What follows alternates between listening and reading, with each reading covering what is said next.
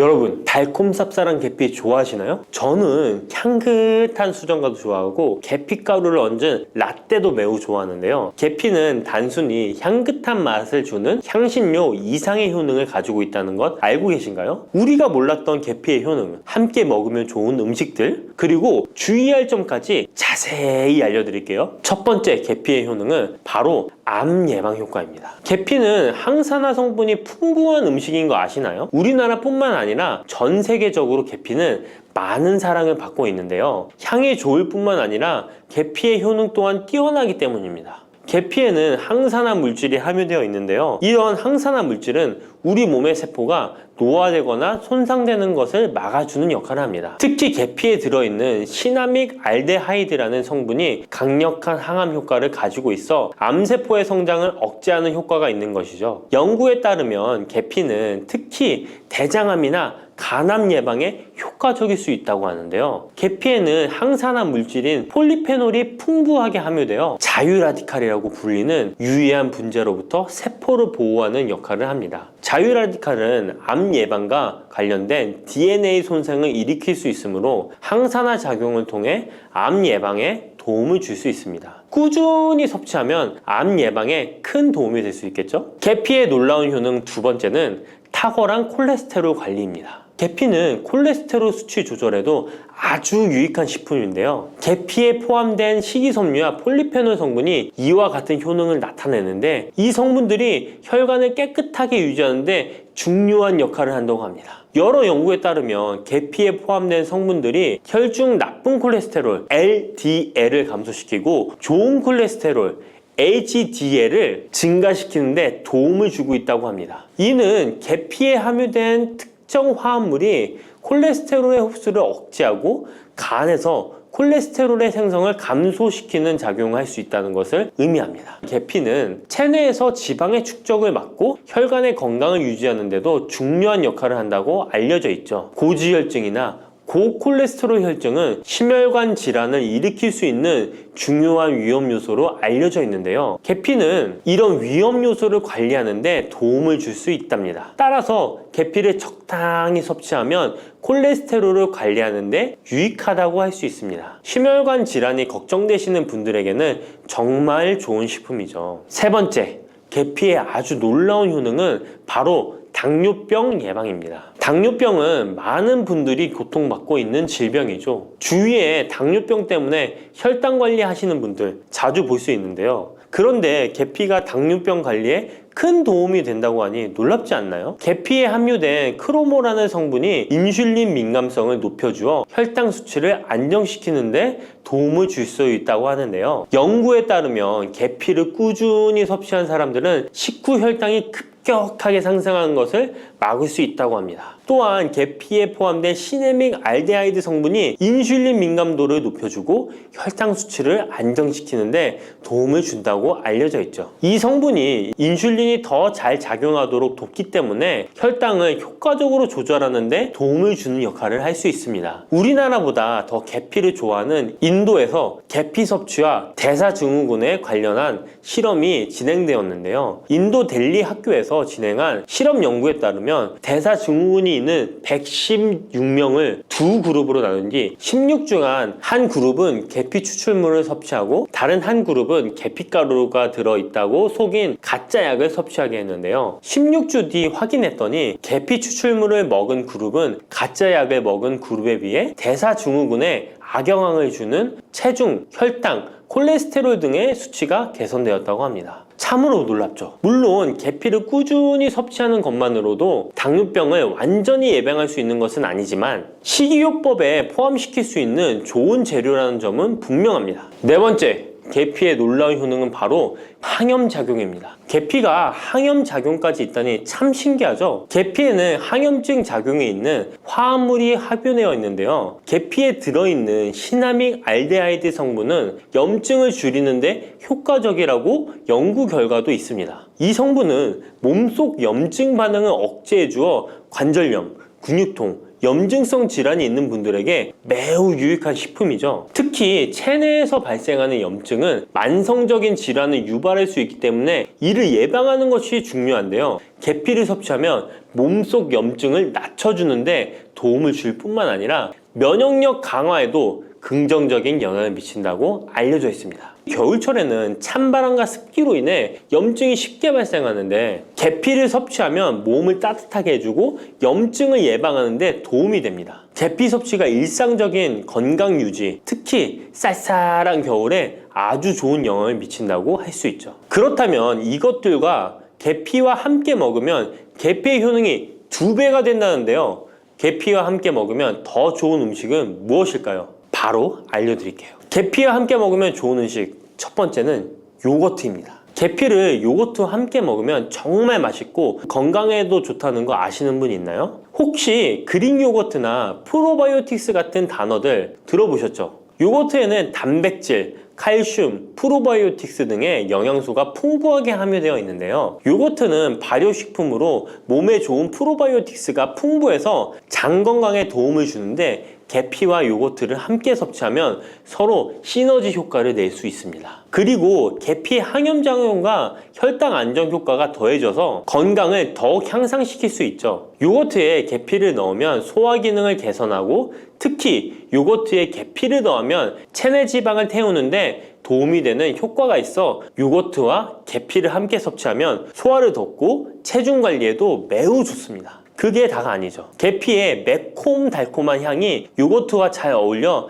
맛있게 즐길 수 있습니다. 요거트를 자주 드시는 분들은 꼭 한번 계피를 뿌려서 드셔보세요. 샐러드 드실 때 드레싱으로 요거트를 사용한 뒤 그 위에 계피가루 톡톡 뿌려서 드시는 것도 아주 좋은 계피와 요거트 활용법입니다. 계피와 찰떡궁합인 식품 두 번째는 사과입니다. 계피와 사과는 정말 잘 어울리는 조합인 거 아시나요? 사과에는 비타민C와 식이섬유, 항산화 성분이 풍부해서 면역력 강화와 소화에 도움을 주는 과일인데요. 계피는 당뇨병 예방과 관리에 도움을 주며 혈당 조절에 효과적인데요. 계피와 사과를 함께 먹으면 두 가지 재료의 장점이 더해져 더욱 효과적인 건강 관리가 가능하다는 것이에요. 그리고 이 두 가지가 만나면 체중 관리에도 큰 도움이 된다니 같이 안 먹을 이유가 없겠죠. 맛 또한 더욱 좋아지는데요. 계피는 사과의 달콤한 맛을 더욱 풍부하게 만들어주는데 서양에서는 디저트로 사과파이에 계피가루를 얹어 향긋하게 즐기는 게 유명하죠. 같이 섭취할 때는 사과에 계피를 뿌려서 간단히 먹거나 사과를 얇게 썰어 계피를 뿌려 먹으면 더욱 맛있고 건강한 간식이 될 수 있다는 것 기억해 주세요. 세 번째, 계피와 먹으면 좋은 음식은 바로 커피입니다. 계피와 커피는 정말 좋은 궁합을 자랑한다는 거 아셨나요? 커피는 카페인 덕분에 활력을 주는 음료인데요. 커피의 쓴맛이 사람마다 호불호가 갈릴 수 있습니다. 그런데 계피를 커피에 넣으면 그 쓴맛이 부드럽게 변화하면서 더 풍부하고 깊은 맛을 느낄 수 있는데요. 계피가 커피의 쓴맛을 부드럽게 감싸주기 때문에 커피를 마시는 동안에 입안에 더 부드러운 느낌을 주게 되는 것이죠. 계피는 항염증 효과와 항산화 효과가 뛰어나서 커피와 함께 마시면 건강 효과도 한층 더 올라가는데요. 커피 자체에도 많은 항산화 물질이 포함되어 있는데 계피 역시 강력한 항산화 성분을 가지고 있기 때문에 둘을 합쳐 마시면 체내 염증을 줄여주고 세포를 보호하는 효과를 볼 수 있는 것이에요. 계피와 커피를 함께 마실 때 또 다른 장점이 있는데요. 그건 바로 혈당 조절에 있습니다. 커피는 그 자체로 혈당을 빠르게 올리는 경향이 있는데요. 계피가 이 과정을 완화시켜주면서 커피를 드실 때 혈당이 급격하게 상승하는 것을 방지할 수 있습니다. 그래서 당뇨가 있으신 분들께도 이 두 음료의 조합은 매우 추천드립니다. 그렇다면 계피와 커피는 어떻게 함께 먹는 게 좋을까요? 계피와 커피를 함께 즐기기 위한 가장 간단한 방법은 계피가루를 커피에 넣는 것인데요. 커피가 다 내려준 후 4분의 1티스푼의 계피가루를 넣고 잘 저어주면 계피의 향이 커피와 자연스럽게 어우러져 향긋한 커피 한 잔을 만들 수 있습니다. 계피를 너무 많이 넣으면 커피의 맛이 너무 강해질 수 있으니 적당량을 넣어주는 것 잊지 마세요. 또한 계피 스틱을 사용해 커피를 우려내는 방법도 있는데요. 커피를 내린 후에 계피 스틱을 커피에 넣고 몇 분간 우려내면 계피의 향이 은은하게 배어들어 훨씬 더 맛있고 건강한 커피를 즐길 수 있습니다. 계피 스틱을 사용하면 시각적으로도 멋진 효과를 줄 수 있기 때문에 커피를 더욱 고급스럽고 멋스럽게 즐기고 싶다면 계피와 커피 꼭 한번 같이 우려보세요. 계피와 찰떡궁합 꿀조합을 알려드렸다면 이번에는 계피와 함께 먹으면 몸에 해가 되는 음식이 있다는 것을 알고 계신가요? 그것은 바로 귤이나 자몽, 레몬 같은 시트러스 계열의 과일인데요. 계피와 시트러스 계열 과일을 함께 먹으면 안 되는 이유 바로 알려드릴게요. 많은 분들이 시트러스 계열 과일, 예를 들어 오렌지나 레몬을 좋아하시는데요. 이 과일들은 비타민C가 풍부하고 상큼한 맛이 참 일품이죠. 하지만 계피와 시트러스 과일을 함께 먹을 때는 주의가 필요한데요. 계피의 주요 성분 중 하나인 시나몰은 계피가 가진 가장 독특한 향을 만들어내는 성분. 계피의 주요 성분 중 하나인 시나몰은 계피가 가진 독특한 향을 만들어내는 성분인데, 이 시나몰이 시트러스 계열 과일의 산성 성분과 결합하면 위에서 소화가 잘 되지 않거나 불편한 증상을 유발할 수 있습니다. 특히 속쓰림이나 위경련이 일어날 수 있는데요. 이는 계피와 시트러스 과일이 소화 효소의 분비를 방해하고 서로 반응하면서 위에 자극을 주기 때문입니다. 거기에다 시트러스 과일의 산도가 더해져 위산이 과도하게 분비될 수 있기 때문에 계피와 오렌지, 레몬, 귤과 같은 과일들을 함께 먹는 것은 피하는 것이 좋습니다. 만약 계피와 과일을 함께 즐기고 싶다면 아까 알려드렸던 사과도 매우 좋고, 아니면 배도 계피와 잘 어울리는데요. 이러한 과일 소화에도 부담을 주지 않기 때문에 이제부터 계피와 과일을 함께 드시고 싶다면 꼭 유의해 주세요. 계피가 많은 효능을 가지고 있지만 부작용도 있을 수 있는데요. 계피를 섭취할 때 주의할 점은 무엇일까요? 그건 바로 과다 섭취, 간에 손상을 줄 수 있기 때문입니다. 계피는 적당히 섭취하면 건강에 많은 도움을 주지만 과다 섭취 시에 간에 부담을 줄 수 있다는 거 아셨나요? 특히 일반적으로 판매되는 카시아 계피는 쿠마린이라는 성분을 포함하고 있는데요. 이 성분은 과다 섭취 시에 간 손상을 일으킬 수 있습니다. 쿠마린은 간 독성을 일으킬 수 있는 물질로 알려져 있기 때문에 계피를 과다하게 섭취하는 것은 최대한 피하는 것이 좋겠죠? 여기서 우리가 주로 섭취하는 계피가 카시아 계피인지 세이론 계피인지 헷갈리시는 분도 있으실 거예요. 둘의 차이점을 알려드릴게요. 일반 계피는 주로 카시아 계피인데요. 카시아 계피는 중국, 인도, 베트남 등의 아시아 지역에서 많이 재배됩니다. 이 계피는 맛이 더 강하고 매운맛이 나면서 향도 좀 더 진하죠. 가격도 비교적 저렴해서 국내 유통되는 계피는 대부분 이 카시아 계피입니다. 세이론 계피는 주로 스리랑카, 인도의 일부 지역에서 자주 자생하는데요. 이 세이론 계피는 쿠마린의 함량이 매우 적답니다. 그래서 세이론 계피는 일반 계피보다 상대적으로 많이 섭취해도 건강에 부담이 적다는 것이죠. 세이론 계피는 향도 더 섬세하고 가벼운 느낌을 준다는 건데요. 세이론 계피는 더 희귀하고 가격이 비싸고 고급 계피로 취급되며 주로 건강식품이나 고급 요리에 사용됩니다. 앞서 말했듯이 우리가 쉽게 구할 수 있는 계피는 카시아 계피인데요. 그래서 섭취할 때는 보통 하루에 1에서 2g 정도 섭취하는 것이 안전한 양으로 권장되고 있고, 과다 섭취로 계피의 부작용을 경험하고 싶지 않으시다면 계피를 섭취할 때는 적당량을 지키는 것이 중요합니다. 꼭 기억해 주세요. 들깨를 이렇게 드시면 당뇨와 혈당이 싹 사라지고 치매도 예방할 수 있어요. 들기름, 들깨하면 무엇이 생각나시나요?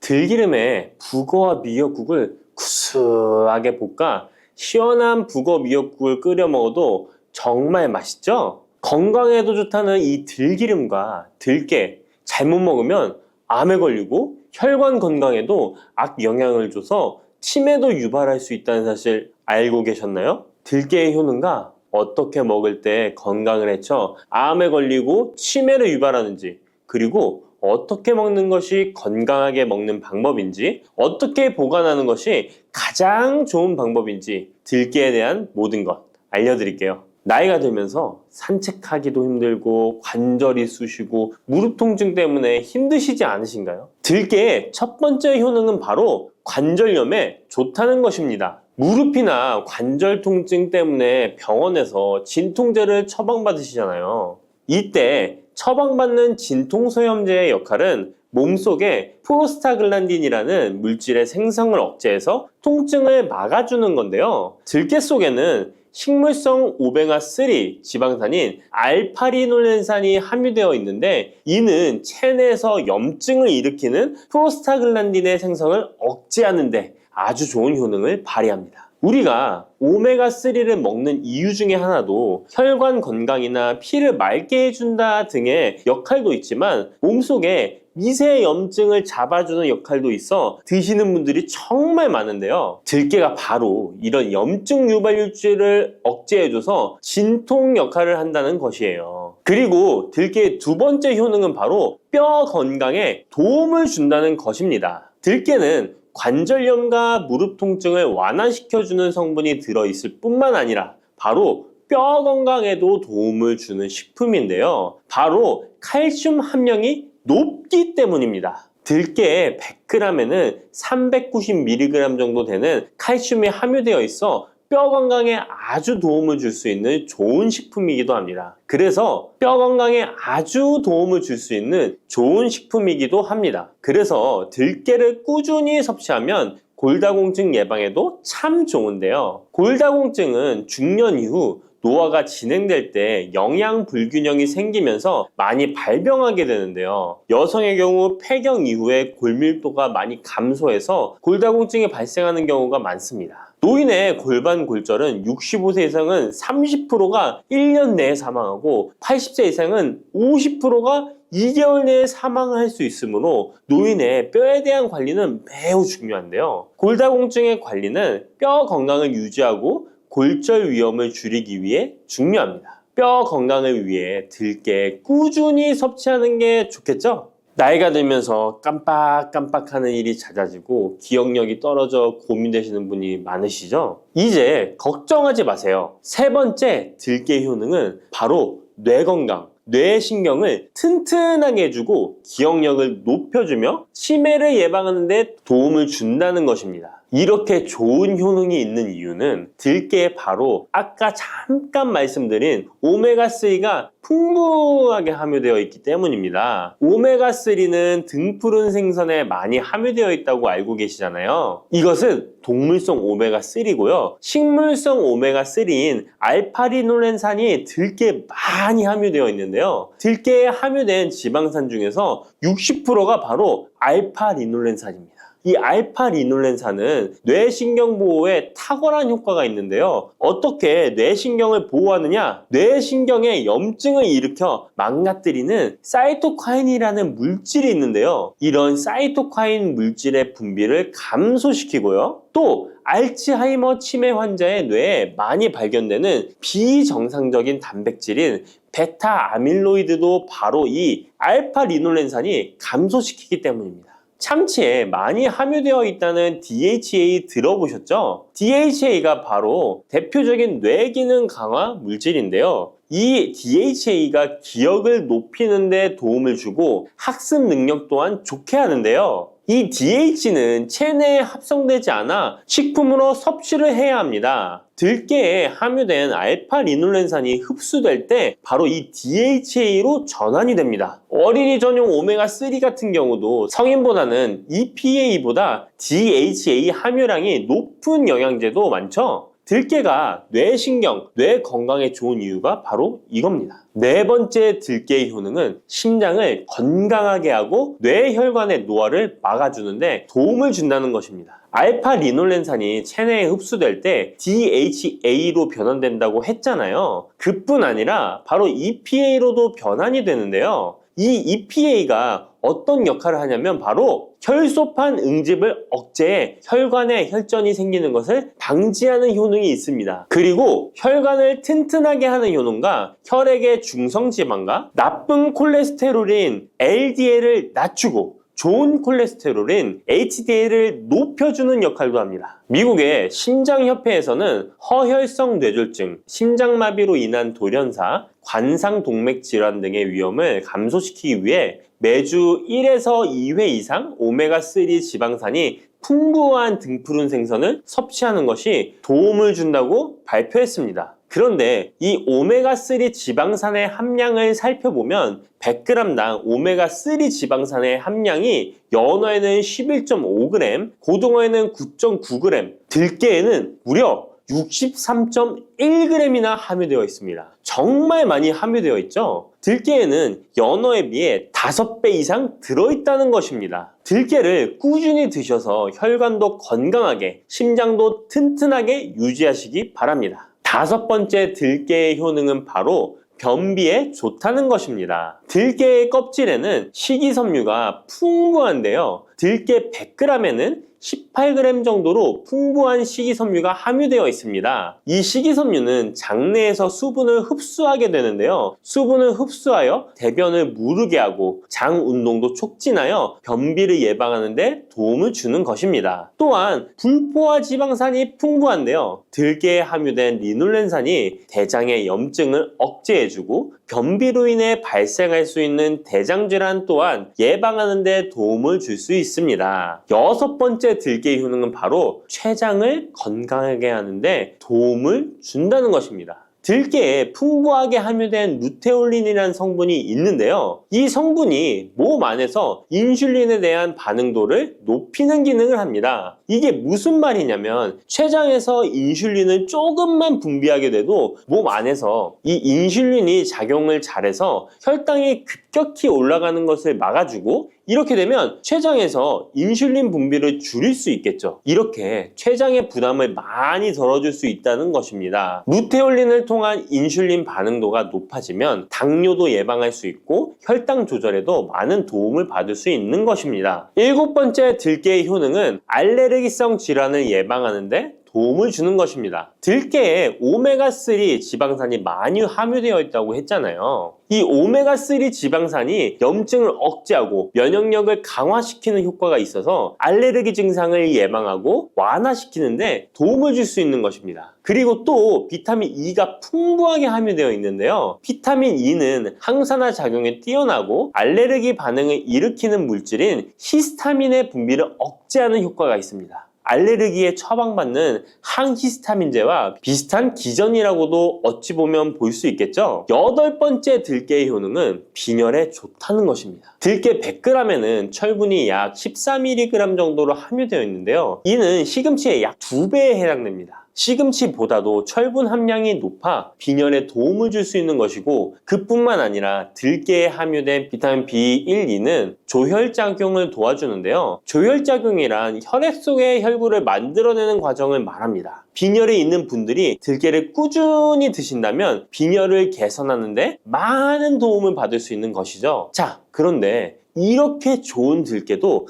가장 취약한 단점이 있습니다. 그것은 바로 열에 약하고 쉽게 산패된다는 것입니다. 일반적으로 통들깨보다는 들기름으로 많이들 섭취하게 되시는데요. 이 들기름을 짤 때의 방법이 중요합니다. 보통은 200도 이상으로 들깨를 달달 볶아서 기름을 짜게 되는데요. 이때 몸에 좋은 오메가3 지방산이 대부분 파괴가 됩니다. 그래서 들기름을 드실 때는 저온에서 압착한 기름을 사용하시는 것이 좋습니다. 저온에서 압착한 기름은 제가 하단 링크에 있으니까 잘 구경해 보세요. 저온 압착유 또는 생들기름이라고도 하는데요. 이 기름을 요리에 사용할 때에도 열에 오랫동안 가열하지 마시고 요리가 끝나갈 무렵에 들기름을 넣어주시거나 먹기 직전에 드레싱을 하여 드시는 것이 좋습니다. 들기름은 또한 산패가 쉽게 되는데요. 들기름이 산패되면 벤조피렌이 생성되게 되는데 이게 1급 발암물질입니다. 산패된 들기름을 지속적으로 드시게 되면 발암물질을 계속 먹게 되는 것이죠. 그래서 들기름의 사용기한을 지켜주시는 것이 좋은데요. 보통은 2달 이내로 드시는 것이 좋고 개봉을 하셨다면 1달 이내에 소비하시는 것을 권장드립니다. 보관 방법도 정말 중요한데요. 신문지나 검은 비닐 등으로 감싸서 빛을 차단하고 밀봉한 상태에서 반드시 냉장 보관하시기 바랍니다. 만약 실온에 두신다면 들기름의 산패는 급속히 진행되기 때문입니다. 그런데 이 들기름을 오래 보관할 수 있는 방법도 있는데요. 그것은 참기름과 섞어서 보관하시는 것입니다. 참기름에는 비타민 E와 세사몰이라는 성분이 있는데요. 이 성분이 산패를 막아주는 데 도움을 줍니다. 이 세사몰이라는 성분은 참기름을 고온에 볶거나 기름을 짜는 과정에서 생성되는 물질인데요. 이 때문에 다른 기름에 비해 참기름이 산패가 느리고 지속성이 좋은 것이죠. 그래서 들기름과 참기름을 7:3 또는 8:2 정도로 섞어서 보관하시면 조금 더 오래 보관하실 수 있습니다. 그런데 들깨를 기름으로 드시게 되면 들깨 껍질을 섭취할 수 없는데요. 들깨 껍질에 몸에 좋은 식이섬유와 대표적인 항산화 물질인 폴리페놀 성분들을 다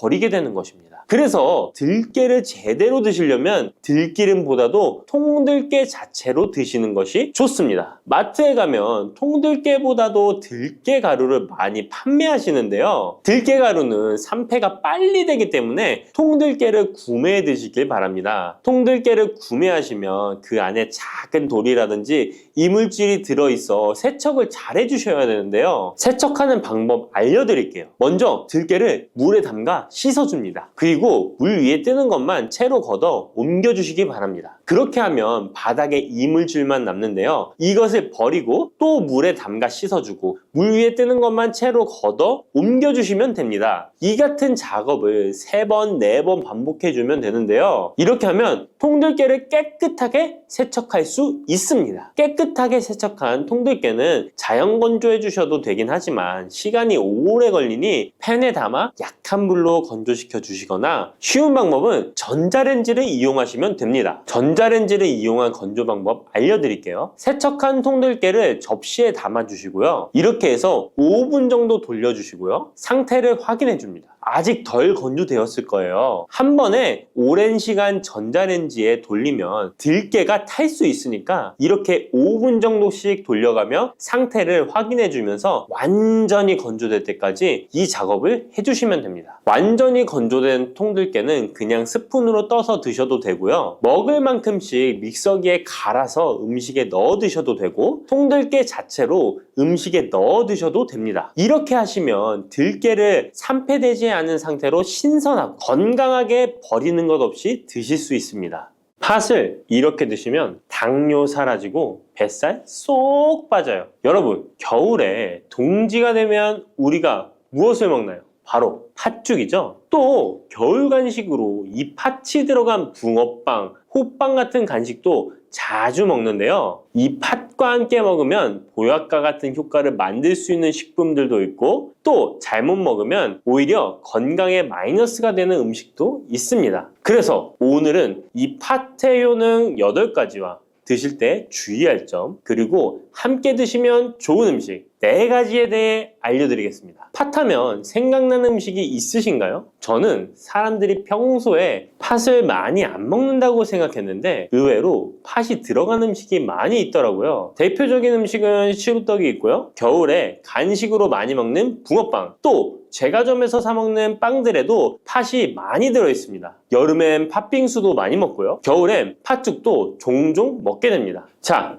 이런 팥 요리를 집에서 해먹는 경우도 많은데 팥을 집에서 직접 삶을 때 혹시 소다를 넣고 삶는 분들 많으시지 않나요? 팥을 삶을 때 소다를 넣게 되면 팥의 색상이 더욱 선명해지고 팥을 더욱 부드럽게 해주어 팥을 삶는데 걸리는 시간을 단축시켜주기 때문인데요. 하지만 앞으로는 절대 소다를 사용하시지 마시기 바랍니다. 그 이유는 소다를 넣고 팥을 삶게 되면 팥의 영양소가 파괴돼서 팥에 좋은 성분을 먹을 수 없게 되기 때문인데요. 자, 그래서 어떻게 팥 요리를 하는 게 좋은지 알려드릴게요. 팥을 삶을 때 먼저 흐르는 물에 깨끗이 세척해서 이물질을 제거 주시고요. 물에 담가 약 4시간 정도 불려주십니다. 그렇게 불린 팥을 물에 넣어 삶아주면 붉은색의 팥 삶은 물이 생기잖아요. 바로 이 팥을 삶은 물이 건강에 정말 좋다는 사실 알고 계셨나요? 그 이유는 팥에 들어있는 사포닌이라는 성분 때문입니다. 간혹 팥 삶은 첫물에는 팥에 독소가 있어서 버려야 한다는 분들이 계신데요. 이는 잘못된 정보입니다. 왜냐하면 팥 삶은 천물에 사포닌 성분이 가장 많이 들어있기 때문에 이걸 버리지 마시고 따로 담가 두었다가 하루에 한두 잔씩 차로 드시면 좋습니다. 자, 그럼 이제 팥의 구체적인 효능에 대해 말씀드릴 건데, 첫 번째는 혈관 건강에 많은 도움이 된다는 것입니다. 앞에 말씀드린 팥물은 혈관 청소부라는 별명이 있을 정도로 혈관을 깨끗하게 해주는 효능이 있습니다. 그 이유는 팥에 함유된 강력한 항산화 성분인 안토시아닌이 혈관 내 활성산소를 제거해줘서 혈관 세포 손상을 예방해주기 때문입니다. 또한 안토시아닌은 혈관 내의 염증을 줄여줘서 염증성 질환에도 좋은 효과가 있고요. 나쁜 콜레스테롤 수치를 줄여주는 효과가 있어서 고지혈증을 예방하며 심장질환의 위험도 줄이는데 큰 도움을 줄 수 있습니다. 이뿐 아니라 조선시대 기록에 보면 이 팥물로 세안을 했다는 기록이 있는데요. 팥물로 세안을 하면 피부의 노폐물을 제거하는 데 좋고 피부를 맑고 건강하게 해준다고 합니다. 비누가 없던 시절에 피부 건강을 위해 사용했던 선조들의 지혜가 정말 놀랍지 않나요? 당뇨병의 개선에 도움을 준다는 것입니다. 2014년에 발표된 한 연구에서 팥을 섭취하는 것이 2형 당뇨병 환자의 혈당 수치와 인슐린 저항성을 개선하는데 도움이 되는 것으로 보고가 됐습니다. 이 연구에서는 4주 동안 매일 팥을 섭취한 결과 당뇨 환자들의 공복 혈당 수치가 무려 평균 19.5% 감소하였고 인슐린 저항성 또한 줄어든 것으로 나타나서 당뇨가 있거나 당뇨 예방이 필요하신 분들은 꼭 팥을 꾸준히 드셔보시기 권해드립니다. 세 번째 팥의 효능은 몸의 부종을 제거하고 다이어트에 도움을 주는 것입니다. TV에서 연예인들이 이 팥으로 다이어트를 해서 효과를 봤다고 했던 적도 있었고요. 한의학 책 중에 본초 강목에 보면 팥을 오랫동안 먹으면 여위고 마르기 때문에 살찐 사람이 먹는 것이 좋다라는 내용이 나옵니다. 그래서 한의원에서 다이어트 처방을 할 때도 팥을 쓰는 경우가 많이 있는데요. 그 이유는 바로 팥에 들어있는 칼륨 때문입니다. 팥에는 쌀의 10배 이상, 바나나에 약 4배 이상의 칼륨이 들어있는데요. 이 칼륨이 몸 안에 나트륨 배출을 도와서 당뇨 환자들의 신장 부담을 줄여주고 혈압 상승을 억제해주는 효능이 있고요. 또한 이뇨작용이 있어서 이를 통해 부종을 줄여줄 수가 있습니다. 그래서 우리가 보통 물살이라고 부르는 잘 부으면서 살이 찌는 분들은 다이어트에 이 팥을 이용하시면 효과를 볼 수가 있습니다. 그래서 그에 대한 연구 결과도 있었는데요. 실험주에 팥 추출물을 먹였더니 근육 손실 없이 체지방 함량이 30% 이상 줄었고 몸무게도 37%나 감소했다고 합니다. 사람과 똑같을 수는 없지만 분명히 팥이 체중 감량에 도움이 된다는 결과라고 볼 수가 있습니다. 네 번째, 팥의 효능은 변비를 개선하는 데 도움을 주는 겁니다. 팥에는 사포닌뿐 아니라 많은 식이섬유가 들어있기 때문인데요. 사과에 비해서 약 10배나 많은 식이섬유가 들어있습니다. 그래서 팥을 섭취하게 되면 이 식이섬유가 장 운동을 활발히 하고 대변을 부드럽게 만들어 배변을 원활하게 해줄 수 있고요. 또한 이 식이섬유는 장에 있는 유익균들에게 풍부한 먹이를 제공해주기 때문에 장내 유익균의 증식에도 직접적으로 효과를 줍니다. 이를 통해서 장의 전반적인 환경을 좋게 바꿔줄 수가 있고 이것은 몸의 면역력 향상과도 연결되어 있기 때문에 우리가 프로바이오틱스를 복용할 때도 팥을 함께 드셔보면 그 효과가 커지는 것을 느끼실 수가 있을 겁니다. 다섯 번째 팥의 효능은 탈모 예방에 도움을 준다는 것입니다. 나이가 들면서 머리숱이 점점 없어져 고민하시는 분들 정말 많은데요. 팥과 함께 천연 탈모약이라 불리는 수수를 함께 드신다면 탈모 예방에 큰 도움을 받을 수 있습니다. 그 이유는 바로 팥과 수수에 들어있는 비오틴이라는 성분 때문인데요. 이 비오틴은 모발의 모공에서 자라는 단계부터 필요하고 손상된 머릿결이 재생되는 데까지 관여하는 정말 중요한 성분입니다. 건강한 머릿결을 만드는데 꼭 필요한 성분이라고 할 수 있습니다. 비오틴이 몸속에서 부족한 현상이 나타나면 머리카락이 얇아지면서 많이 빠지게 되고 또한 두피가 건조해지고 가려움증이 생기면서 탈모를 가속화할 수 있습니다. 그런데 팥에는 이 비오틴뿐 아니라 모발 성장에 도움이 되는 아미노산이 풍부하고 수수에는 미네랄 성분이 풍부하여 머리카락을 건강하게 유지하는 데 직접적으로 도움을 주게 되고요. 또한 팥과 수수에 함유된 항산화 물질들이 머릿결을 상하게 하는 자유 라디칼 성분을 중화해 주어 머리카락 건강에 큰 도움을 주는 것입니다. 여섯 번째 팥의 효능은 우리나라 사람에 꼭 필요한 탄수화물 소화를 돕는다는 것입니다. 이는 팥에 함유되어 있는 비타민 B의 역할 때문인데요. 비타민 B는 탄수화물, 단백질, 지방을 에너지로 변환하여 우리 몸을 충전해주는 역할을 합니다. 또한 신경 전달 물질인 뉴로트랜스미터의 합성에 관여해 뇌신경을 건강하게 하는 데에도 도움을 줍니다. 팥을 잘 섭취하면 뇌를 건강하게 해주어 치매 예방에도 도움이 되는 것입니다. 자, 앞에서 팥과 함께 먹으면 좋은 음식이 수수가 나왔는데요. 하나 더 말씀드릴게요. 바로 호박입니다. 호박은 기본적으로 여러 영양 성분이 풍부하지만 호박에는 비타민 B가 없어서 호박과 팥을 함께 드시면 서로의 부족한 부분을 채워줄 수가 있고요. 또한 호박에도 소화 기능을 개선해주는 기능이 있어서 팥과 함께 드시면 시너지 효과가 있고요. 그리고 팥처럼 호박에도 이뇨작용이 있는데요. 팥과 호박의 이뇨작용은 과정이 약간 다릅니다. 팥은 몸속의 부종, 노폐물과 독소를 빨아들여서 배출하는 이뇨작용을 하는 것이고요. 호박은 신장에서 만들어지는 호르몬의 분비를 억제하여 이뇨작용을 촉진하게 되는데 이렇게 되면 신장에 과다하게 축적되는 수분을 배출하는 역할을 해줄 수가 있어서 더 도움이 될 수 있습니다. 일곱 번째 팥의 효능은 빈혈을 개선하는 데 도움을 주는 것입니다. 보통 우리 몸에 철분이 부족해지면 빈혈 증상이 나타나죠. 빈혈로 인해 어지러움, 두통, 체력 저하 등의 증상이 나타나게 되는데 팥에는 앞에서 얘기한 단백질, 식이섬유, 칼륨, 비타민, 비오틴뿐만 아니라 바로 칼슘과 철분 또한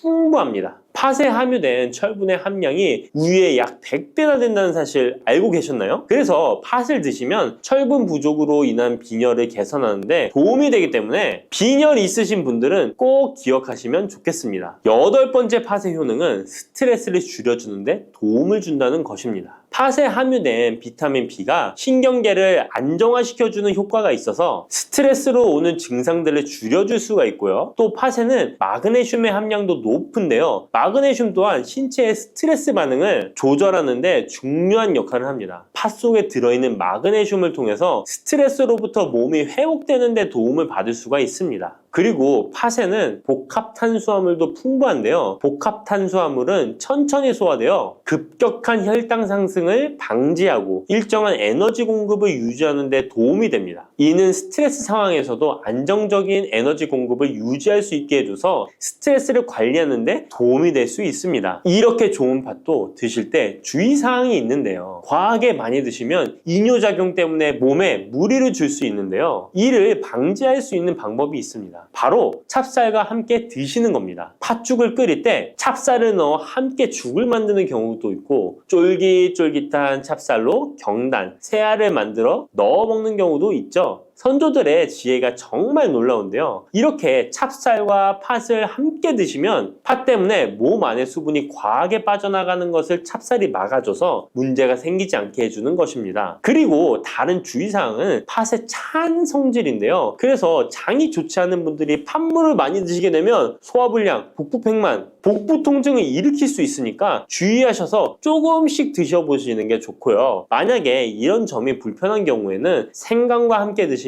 그 불편함을 줄일 수가 있습니다. 생강의 따뜻한 기운이 팥의 차가운 기운을 중화시켜줘서 장에 무리를 덜 주게 되고요. 그리고 팥에는 항암 효과가 뛰어난 안토시아닌이 풍부한데 생강에도 생강의 매운맛을 내는 진저롤과 쇼가올 성분이 몸속의 발암물질을 제거해주는 효과가 있어서 함께 드시면 상승 효과를 볼 수가 있습니다. 그리고 이때 생강을 쪄서 말려서 드시면 이런 효과가 약 10배 정도 증가된다고 하니까 꼭 기억하시면 좋겠습니다. 미역과 이것 함께 드시면 당뇨가 사라지고 치매가 예방됩니다. 평소 무심코 한 이 행동 때문에 암과 치매에 걸릴 수 있습니다. 미역에는 풍부한 영양 성분이 있어 당뇨 예방, 골다공증, 심혈관 질환 예방, 암 예방 등 다양한 효능을 갖고 있기도 하죠. 그렇다면 미역은 어떻게 먹어야 암과 치매에 안 걸리고 우리 몸을 건강하게 만드는 보약이 될 수 있을까요?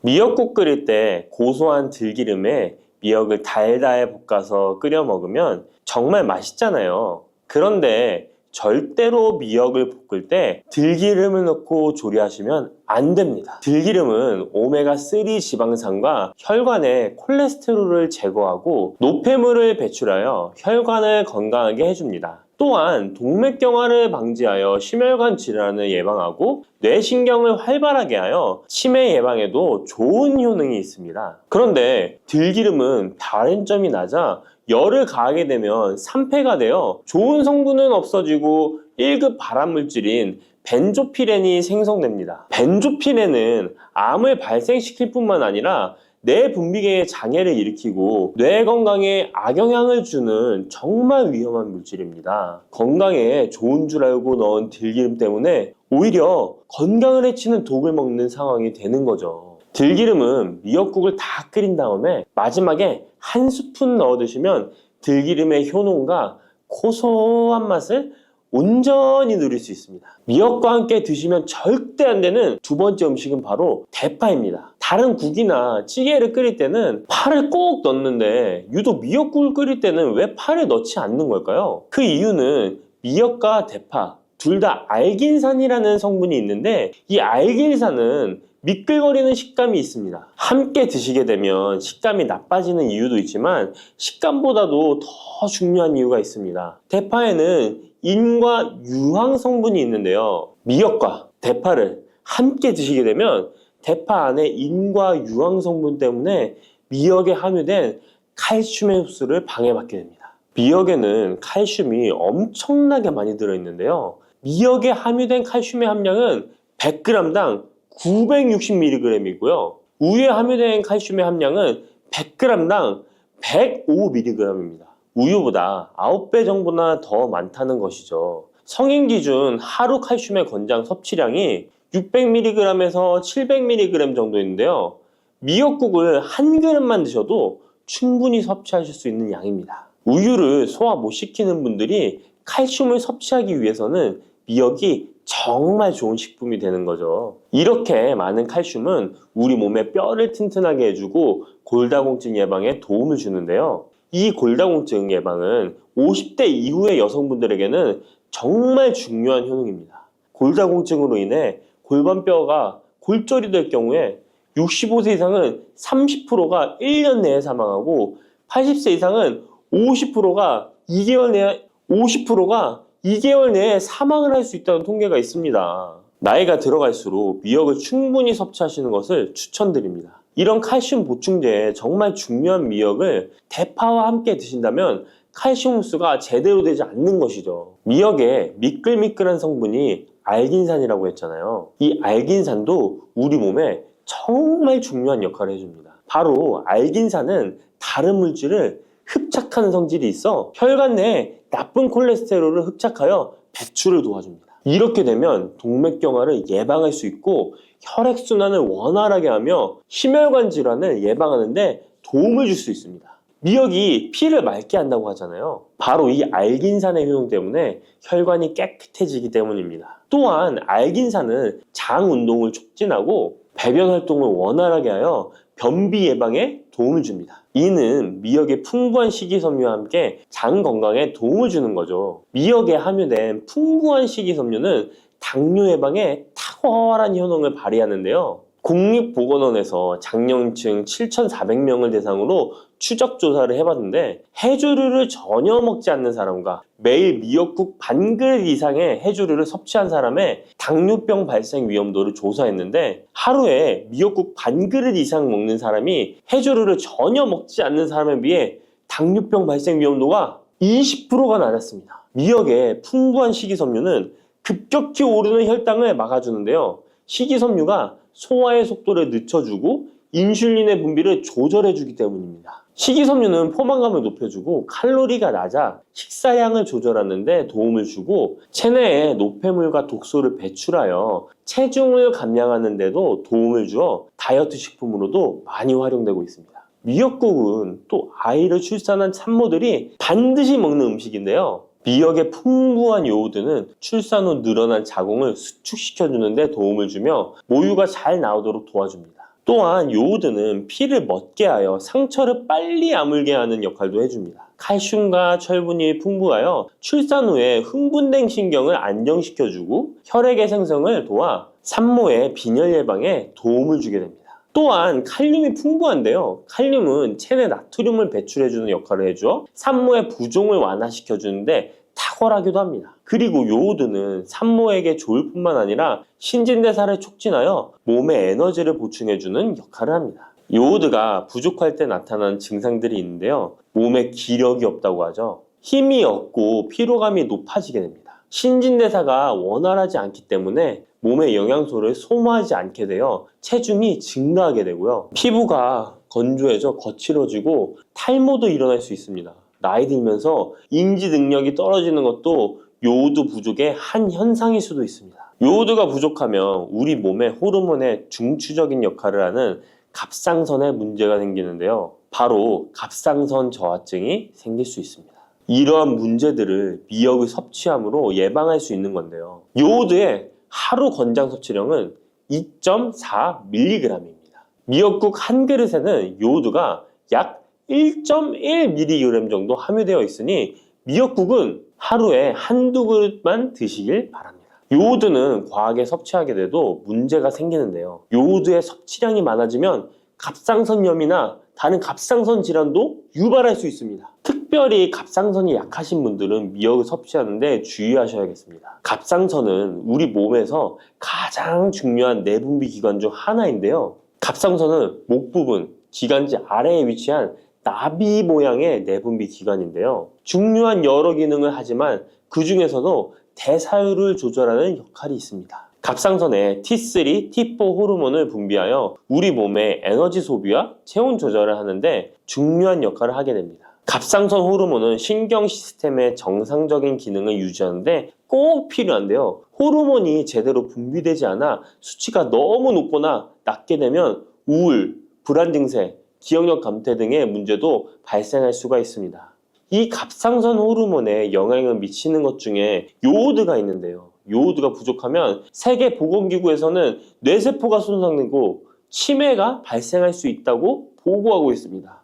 갑상선 저하증이나 항진증이 있는 분들이 요오드가 많은 미역을 많이 드시면 오히려 건강을 더 해칠 수가 있습니다. 건강하신 분들은 미역을 많이 드셔도 호르몬 조절이 잘 되어 문제가 없지만 갑상선에 문제가 있어서 호르몬 조절이 잘 안 되는 분들은 이 요오드의 수치가 높아지게 되면 체내에 활성산소가 증가하게 되어 염증을 일으키고 갑상선염을 유발하고 극히 드물지만 심해지면 갑상선 암으로도 발전시킬 가능성도 있습니다. 따라서 갑상선에 문제가 있는 분들은 미역을 드실 때 주의하셔야 합니다. 날이 갈수록 암의 발병률이 높아지고 있어서 암에 대한 관심도가 높아지는 것이 사실이죠. 이처럼 미역에는 강력한 항암 효과가 있어 건강식품으로도 아주 좋은데요. 미역에는 요오드, 식이섬유, 칼슘, 비타민 등 많은 영양소가 있다고 했잖아요. 그런 것보다 훨씬 중요한 것이 있습니다. 바로 후코이단이라는 성분인데요.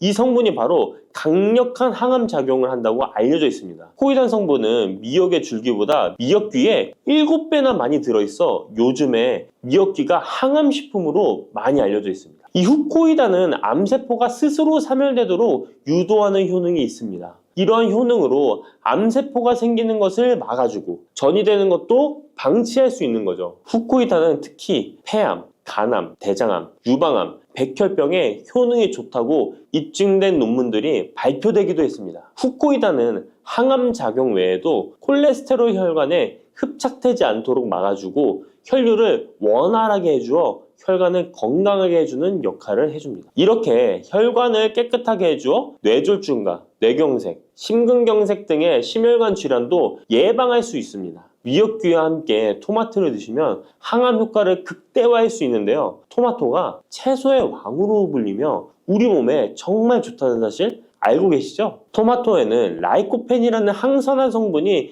풍부하게 함유되어 있습니다. 라이코펜은 강력한 항산화 작용으로 몸 안의 활성산소를 제거하여 혈관을 건강하게 하고 염증을 제거하여 노화를 예방할 뿐만 아니라 미역의 후코이단과 만나 암세포를 제거하는 강력한 항암작용을 하게 됩니다. 미역과 함께 드시면 효과가 떼어야 되는 음식으로는 두부가 있습니다. 콩으로 만든 두부는 식물성 단백질이 풍부해서 건강식품으로 우리 식탁에 정말 많이 올라오죠. 두부에는 단백질뿐만 아니라 사포닌 성분도 풍부하게 함유되어 있습니다. 사포닌은 인삼, 홍삼, 더덕 등에도 풍부하게 함유되어 있는 성분인데요. 이 사포닌은 면역력을 강화하고 체내의 활성산소를 제거하여 노화를 방지하고 항암작용도 하여 암을 예방하기도 합니다. 정말 기적과 같은 성분입니다. 그런데 이 사포닌의 단점이 체내에 요오드를 배출하여 요오드 결핍이 있는 분들은 주의하셔야 하는데,